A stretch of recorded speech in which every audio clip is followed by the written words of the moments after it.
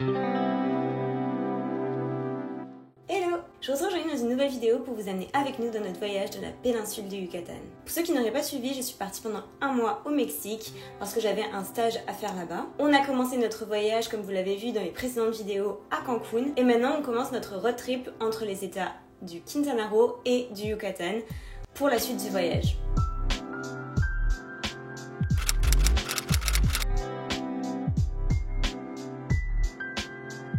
Holbox est une petite île qui se trouve au nord du Quintana Roo. Pour aller à Holbox, il faut prendre un ferry depuis la petite ville de Chiquila. Et donc on est parti de Cancun, on a fait à peu près 2h30 de bus pour arriver à Chiquila et prendre le ferry. Il n'y a qu'une seule partie de l'île sur laquelle on peut aller, je crois que l'autre partie n'est pas du tout habitable ni exploitable. Donc en tout cas, pour les touristes, il n'y a qu'une petite partie de l'île qui est accessible.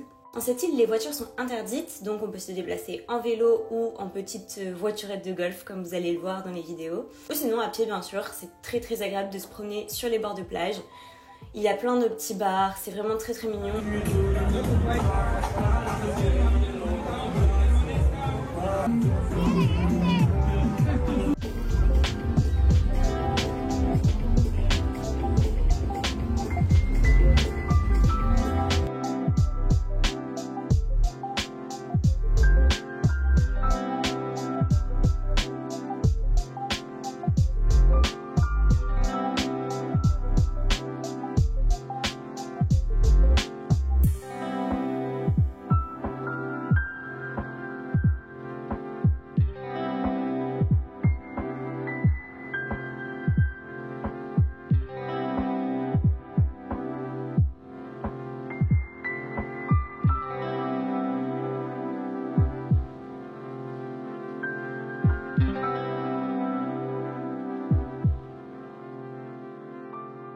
En fait, c'est vraiment une île paradisiaque avec sable fin, l'eau bleu turquoise. Vraiment le top du top. Je pense que c'était une de nos étapes préférées du voyage.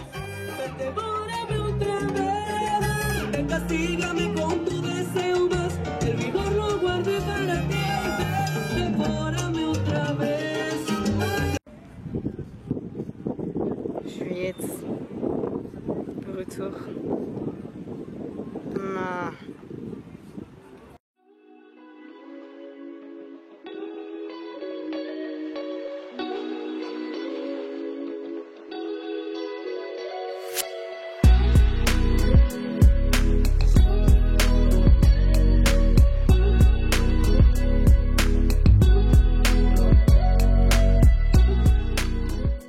On n'est pas resté très longtemps à Holbox, environ 2-3 jours. Malheureusement, on n'a pas eu vraiment du beau temps, un petit peu le matin, mais très vite l'après-midi, ça tournait à l'orage. On s'est même retrouvé bloqué dans l'eau, avec un orage qui nous tombe sur la tête. Donc on a mis nos affaires en sécurité, on est retourné dans l'eau parce qu'au final, l'eau était bien plus chaude que l'extérieur. Et puis on a attendu que ça passe. Et globalement, là-bas, c'est vrai que dès qu'il y a un orage, on ne peut pas faire grand-chose d'autre que attendre que ça passe. Surtout qu'il n'y a pas non plus beaucoup d'activités. Les activités sont surtout nautiques, donc c'est vrai que dès qu'il pleut, il n'y a plus grand-chose à faire. Et les routes, comme vous pouvez le voir, sont très vite boueuses dès qu'il pleut. Sinon le Mexique, c'est ça aussi.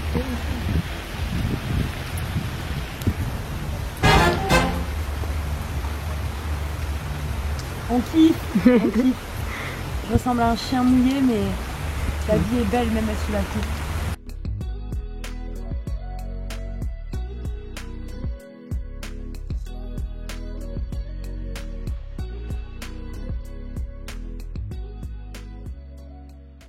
Un des soirs, on a accédé à une des pointes de l'île, Punta Coco, où on peut retrouver de la bioluminescence. C'est du plancton dans l'eau qui est au mouvement, devient bleu, un peu comme des lucioles ou des paillettes bleutées, dont la couleur s'estompe avec l'arrêt du mouvement de l'eau, on va dire. Et nous avons pris la pluie, et quand je dis la pluie, c'est la pluie. Le déluge. Le déluge. Et voilà, c'est très beau, magnifique, plage de sable fin, eau claire, petite baignade, petit coucher de soleil au bord de l'eau. Et malheureusement, on se fait aspirer l'âme et le sang par les moustiques. Voilà. Mousticos. On va aller à la plage Mousticos d'ailleurs demain pour faire une petite transition sympa où on pourra voir des flamants roses qui sont blancs, mais ça, l'histoire nous le dira peut-être demain. Qu'avons-nous prévu de faire de plus? Une petite balade à vélo, peut-être sous la pluie, mais ça fait tout son charme. Hein. Et ce soir, en fait, si on est allé jusqu'à cette plage, c'est pour voir le plancton bioluminescent. Le problème, c'est qu'on ne sait pas trop si on va pouvoir voir grand-chose. Mais voilà. Donc priez pour nous pour qu'on puisse voir le plancton. Mais c'est pas sûr. Un petit tour de tacos avant de revenir pour voir enfin ces planctons. Ils ont un anti-moustique du turfu. Ça baisse si la bioluminescence es todos los días? Sí, Si? todos los días. Todos los días. En fait, ça commence qu'à minuit. Donc, on va revenir.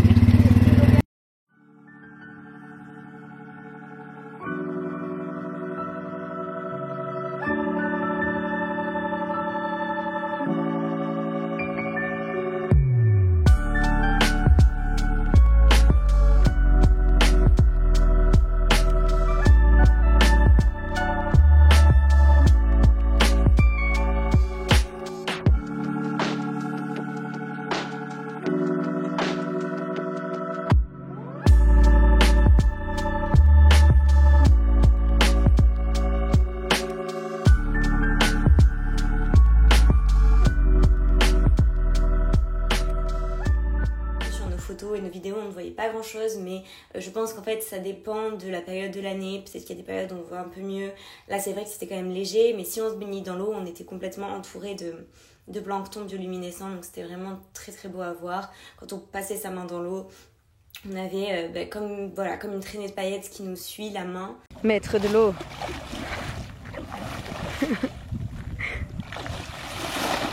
Oh.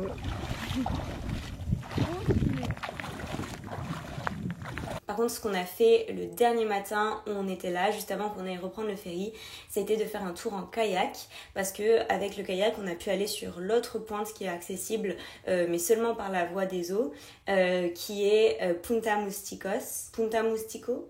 Bon, l'espagnol, c'est toujours pas mon truc. C'était une excursion d'environ 3 heures, je crois, en kayak, où on a pu aller dans une partie qui faisait un peu plus lagune, donc un peu moins de l'eau salée de la mer. On était sur une petite partie qui rentrait dans les terres. On a pu aller voir une île aux oiseaux, et là-bas, on a vu plein de flamants roses. On peut croiser des crocodiles et des animaux un petit peu exotiques comme ça, mais je vous avoue que nous, à part les flamants roses, on n'a pas vu grand-chose d'autre. Mais c'était déjà très cool, et plein d'autres types d'oiseaux évidemment. Donc voilà, que ce soit du kayak, du catamaran, du bateau, de manière générale, je vous recommande vivement de faire une activité de ce type à Holbox ou Holbox. Parce que je dis Holbox comme un bon français, mais en réalité ça se dit Holbox là-bas.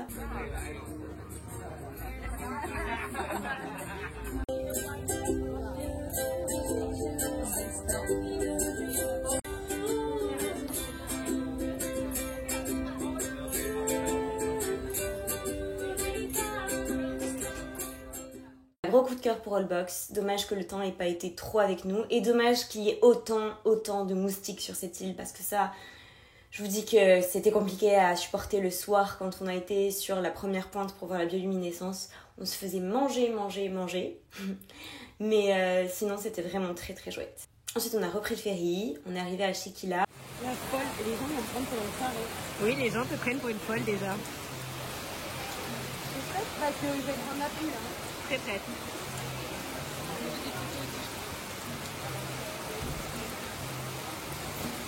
Et de Chiquila, on est parti jusqu'à Valladolid.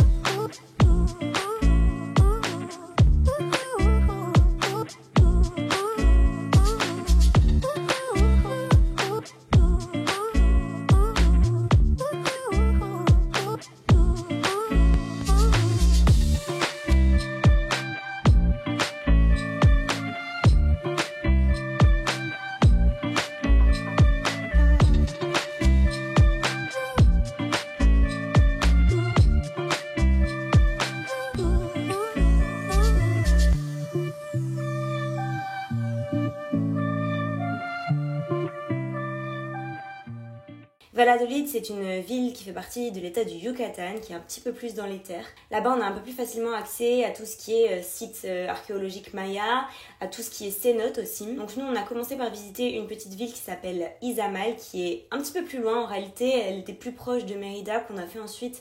Mais bon, voilà, ça s'est goupillé comme ça. On a commencé par faire cette ville-là. Donc on a repris le bus, c'était un petit peu long, mais bon, on avait quand même envie de faire cette petite ville aussi. Donc voilà pourquoi on a bougé directement de Valladolid.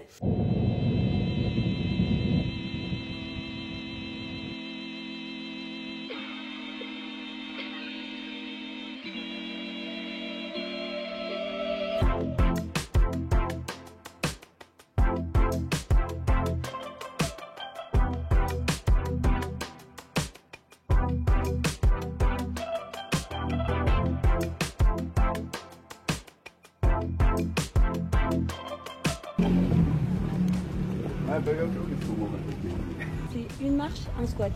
T'es prête? Allez. Ah non, il va pleuvoir.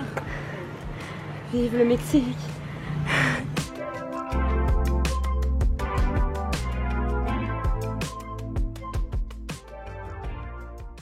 Nous voici à la pyramide de Tinic-Cacmo. C'est la pyramide maya la plus grande de Izamal. Construction qui date du 5e siècle après Jésus-Christ est dédiée au dieu solaire Tinic-Cacmo. Le temple supérieur est situé à une hauteur de 34 mètres, d'où la très belle vue panoramique depuis le haut de la pyramide.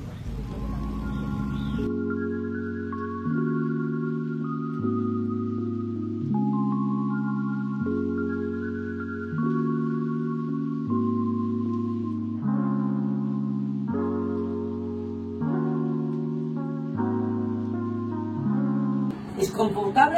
Sí. Bájate de ahí.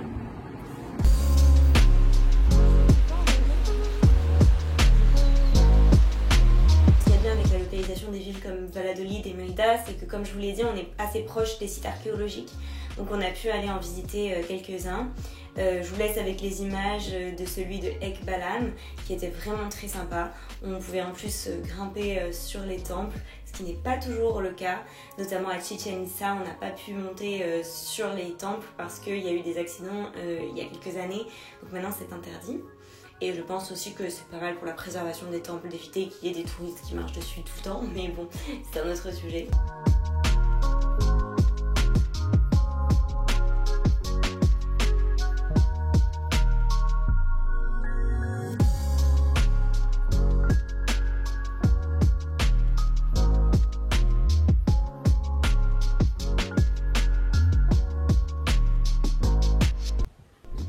Dans les cailloux.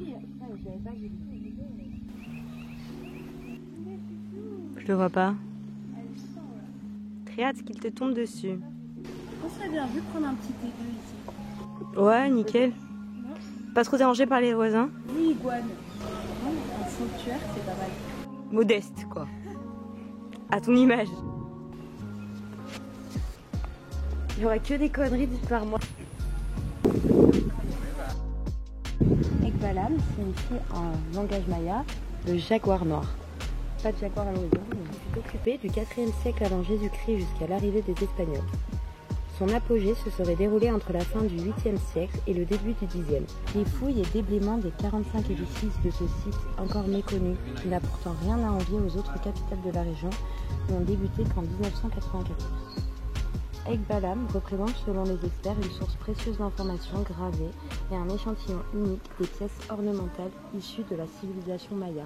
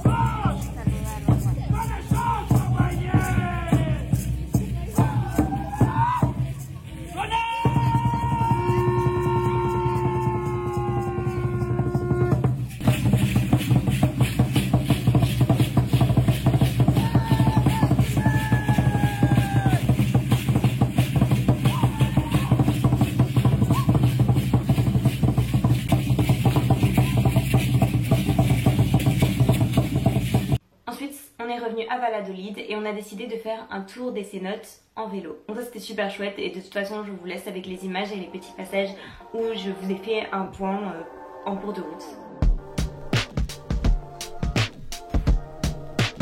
8,000 cenotes in Yucatan, and we have 3 different cenotes. The closed cenote, the second cenote is semi-open, and this cenote is open. Three different cenotes.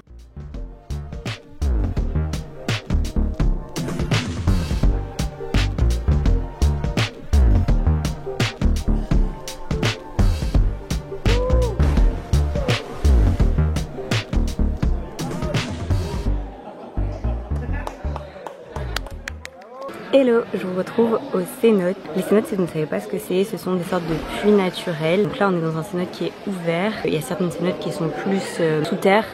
Donc c'est des sortes de puits naturels avec de l'eau douce. On peut s'y baigner. On peut sauter même, comme vous l'avez vu avec Juliette. On a choisi de faire un tour des cénotes. Pour ça, il y a différentes possibilités. Soit vous pouvez prendre le bus qui vous amène de cénote en cénote, les taxis aussi, mais bon, je pense que c'est des options qui sont un peu plus chères.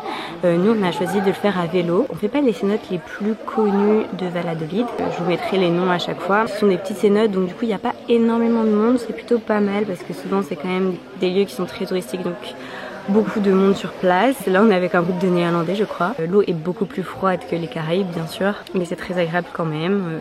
On peut sauter, il y a certaines qui ont des lianes, des tyroliennes. Donc voilà, nous, on a choisi l'option tour à vélo, comme ça nous fait un peu de sport aussi, c'est pas plus mal. Et si vous voulez savoir un peu au niveau du prix, je crois que ça nous a coûté 40 € à peu près de faire le tour en vélo avec les cénotes comprises. Sachant qu'on rajoutera peut-être une cénote, là on va en faire 3 et on va en rajouter une sûrement qui est Oxmal. Parce que c'est une des plus connues et on a vraiment très envie de la faire. Ici, là, c'est des plus petites cénotes. Malheureusement, dans les grandes cénotes, il y a quand même beaucoup de monde. Après, dans la ville en elle-même, à Valladolid, il y a un cénote vraiment au centre qui s'appelle le cénote Zaki, je pense. Je parle pas du tout espagnol, encore une fois, excusez-moi. Hein. Donc, je pense que notre tour des cénotes va s'arrêter là. On aura fait une journée entière cénote en fait.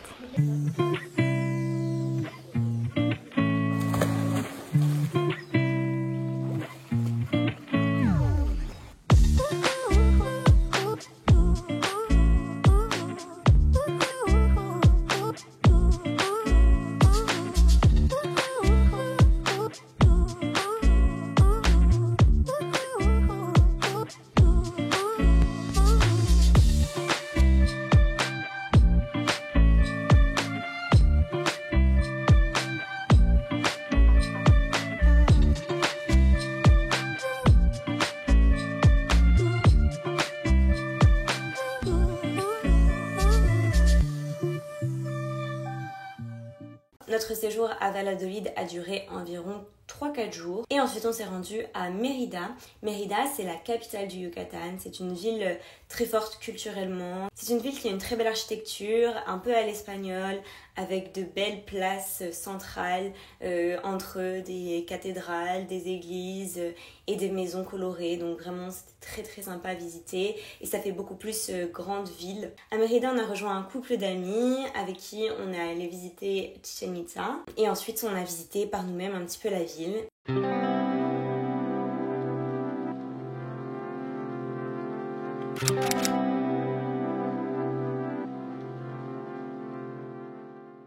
J'espère que vous avez apprécié cette vidéo, je vais vous laisser ici. On se retrouve très bientôt pour la suite avec la visite de Mérida, puis de Bacalar et enfin de Tulum. On aura fait plein de trucs trop chouettes, du snorkeling, de la plongée, des excursions dans des zones protégées, la jungle, plein de choses, mais je vous laisse tout ça pour une prochaine vidéo parce que sinon celle-là serait beaucoup trop longue. Donc je vous dis à très bientôt dans une prochaine vidéo. Bye!